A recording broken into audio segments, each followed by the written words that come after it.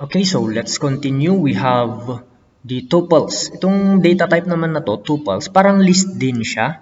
But tuples are immutable. Ibig sabihin, hindi na pwedeng palitan. Kung ano yung linagay mo doon sa tuples na mga values, items, yun na.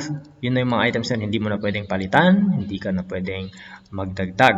So, tignan natin kung ano itong mga tuples. So, let's try to use this one. I-copy natin ito. And then, i-try natin. Ayan. Okay. So, we have yan, a tuple.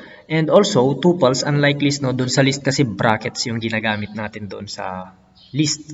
No? Brackets yung ginagamit natin. Dito, parenthesis yung ginagamit natin to create tuples. Okay? So, yun yung numbers. Okay, so we have numbers. Okay, so tuples. Ganun pa rin, pwede pa rin natin gamitin yung indexing doon sa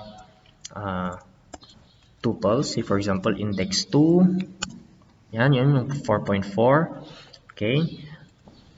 Pwede ba tayong pwede ba nating palitan yung index 2? So, tignan natin. Say for example, lagay natin 5. Tignan natin kung mapapalitan. Okay, so sabi dyan, error. Tuple object does not support item assignment. So, ibig sabihin, hindi na pwedeng palitan. Yun yung mga tuples. Hindi pwedeng magpalit. Unlike doon sa list, pwede mong gawin to. Pwede mong palitan yung laman.